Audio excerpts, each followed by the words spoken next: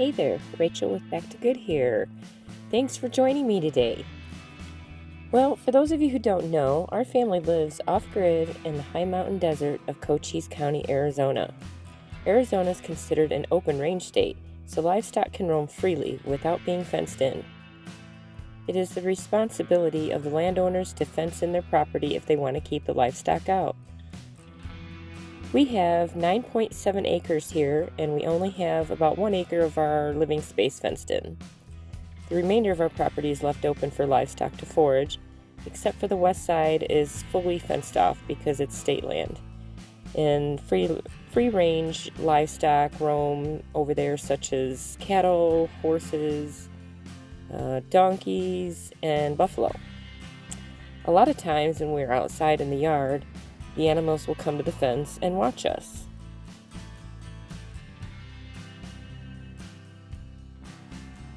In pursuit of learning more about our surroundings, I went on a mission to learn more about buffalo, and I figured I would share it with you. This buffalo is male and appears to be young and not fully grown, so his features may not be fully developed yet. It is estimated that there are around 208 million water buffalo globally, distributed across 77 countries. Buffaloes are divided into two main types: the domesticated water buffaloes of Asia and the wild Cape buffaloes of Africa. Water buffaloes are scientifically known as Bubulus bubulis, or there's an endangered species called Bubulus arni. River buffalo weigh up to 1,200 kilograms or 2,600 pounds. Swamp buffalo are a bit smaller, weighing up to 550 kilograms or 1,210 pounds. Domesticated water buffalo are generally considered gentle and docile compared to their wild counterparts. One of their most impressive features is their horns. River buffalo horns grow outward and upward, while swamp buffalo horns grow outward and backward. Their bodies are adapted to working in challenging and waterlogged areas. In contrast, Cape buffaloes, that's C-A-P-E, are known scientifically as Cincerus caffer and are native to Africa. And they can weigh up to 1,200 kilograms or 2,600 pounds. Their characteristic large curved horns form a boss or a shell on their forehead, providing extra protection. It kind of looks like they have a parting haircut at the top. Unlike water buffalo, Cape buffalo roam the savannas and grasslands of sub-Saharan Africa. They always inhabit various environments near water sources. They are highly social, forming large herds that can number in the hundreds, and are known for their strong herd instincts and protective nature. Water buffalo contribute significantly to the economy by producing 11% of the world's milk supply. Their milk is rich in butterfat and is ideal for making dairy products like mozzarella cheese. Buffalo meat is known as cara beef and is a vital source of protein in many countries. Whether plowing fields in Asia or roaming the savannas of Africa, buffaloes are fascinating creatures. With a rich history and significant ecological roles, their strength, resilience, adaptability make them true giants of the animal kingdom. Thank you for joining me on this journey to learn more about the incredible water buffalo and the Cape buffalo. I hope you gained a deeper appreciation for these amazing creatures and their role in our world. This particular buffalo has taken a liking to us. He comes to see us several times a day for the last month or so. I honestly think him and our dog Linus have bonded and created a sort of friendship. As you can see here, Linus is checking him out, not being aggressive to him, but they're being cautious, and they sort of check each other out.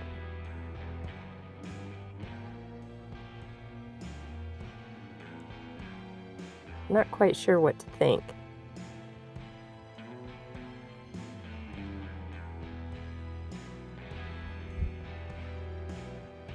I really want to get close enough to pet him, but I'm not sure if he's going to be very accepting of that or if it's dangerous or not. So I try to keep my distance, but as you can see, we get a little bit closer.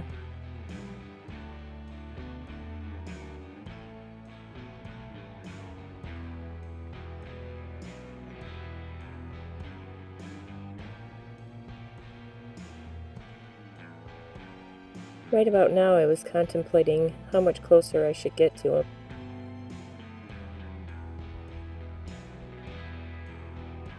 Somewhat terrifying, yet somewhat liberating to be so close to a buffalo. When are you ever going to get the chance to touch a water buffalo, right?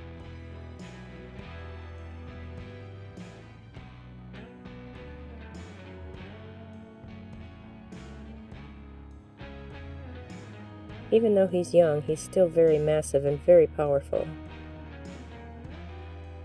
Kind of sizing him up here just to see how he reacts to me, trying not to move too quickly and startle him. I just really wanted to get a close-up and possibly touch him. I was so close.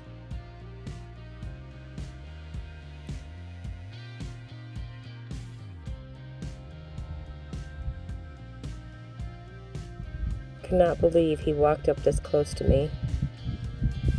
I was inches away. Oops, I startled him.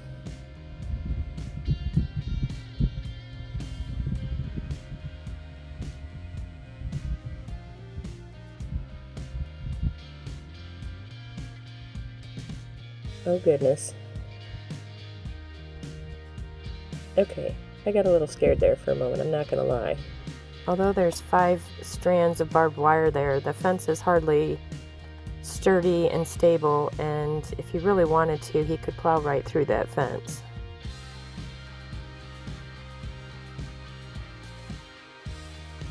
Here he is another day, coming in from the east side.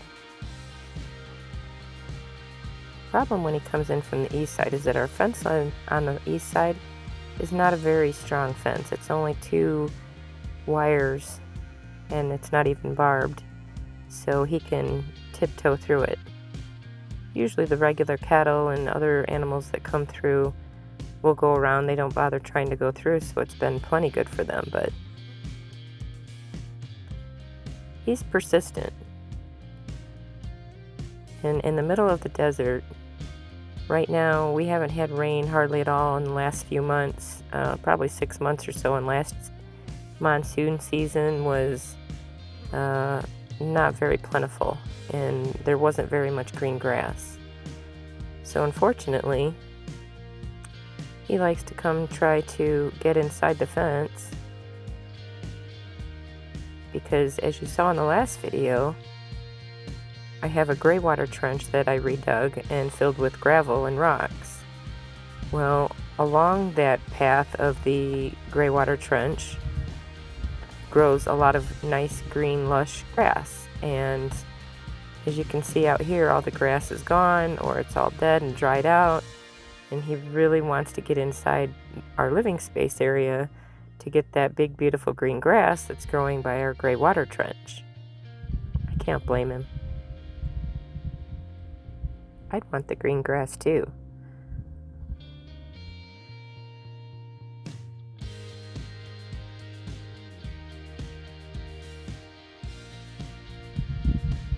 At this point, I was trying to give him directions to go home or to go with where all the other livestock are at, but he wasn't having it.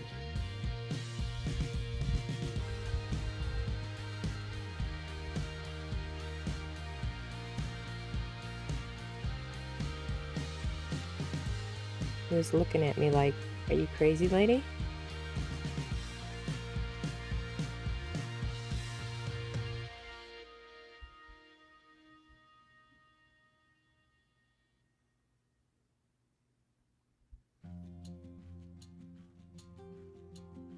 tiptoeing through the yard like I can't see him, and he's going to go sneak around the other side and try to tiptoe through the fence.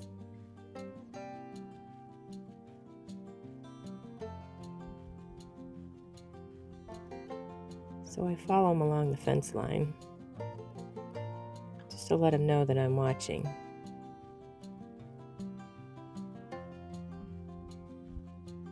I was on the outside of the fence line and figured I better sneak inside the fence line just in case, even though this 2-string of fence is not gonna save me from him. It may give me time to run if needed.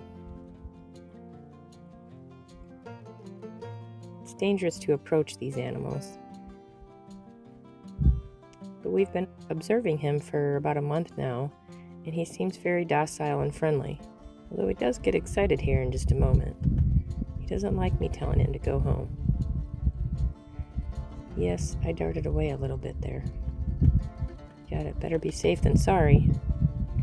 So now he's trying to race me back to the other end to see if I can get back there before he does.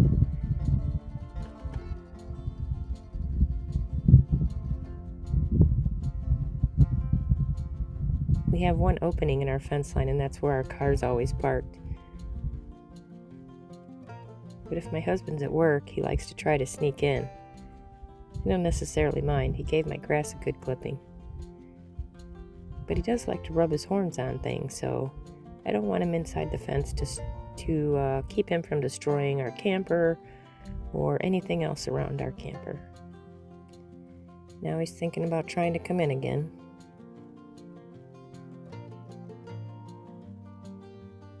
Oh, maybe he's given up and he's going to go back home.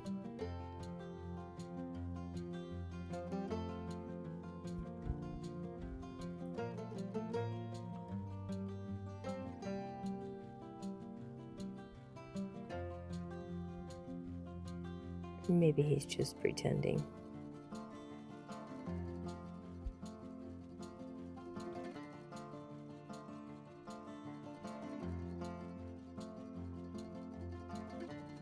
Yep, he's back. He was just pretending to go away.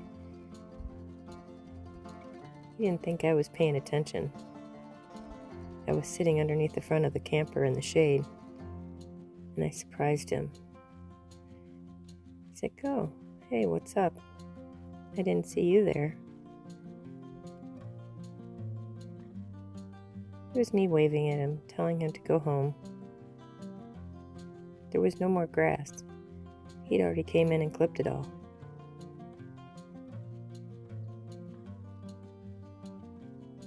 It's like, are you serious? But that was prime dinner.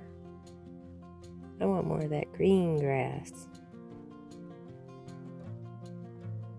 I was telling him, hold on, buddy. Monsoon season's almost here. Before you know it, you'll have fields and fields of green grass.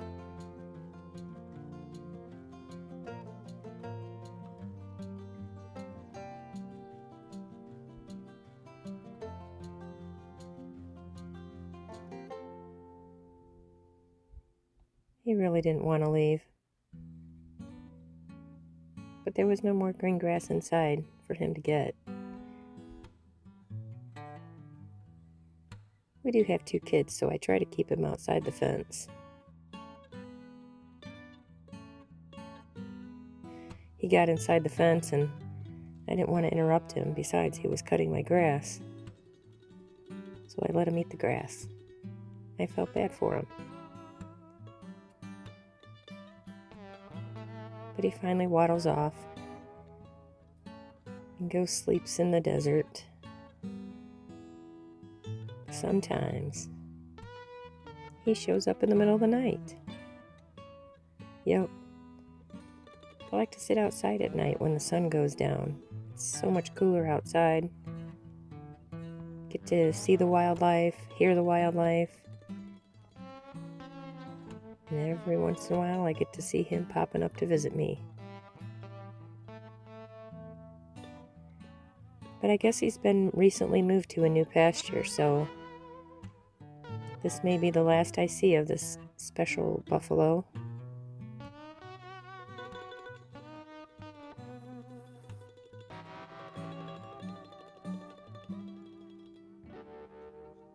He sure is amazing.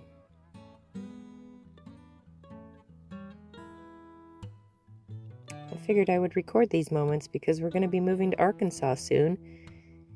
We don't know when yet. Whenever our Arizona land sells, then we'll be heading off to our land in Arkansas. So I wanted to get a little video of this guy so we could remember him later on down the road and our wonderful adventures of the month that we had with a very special visitor.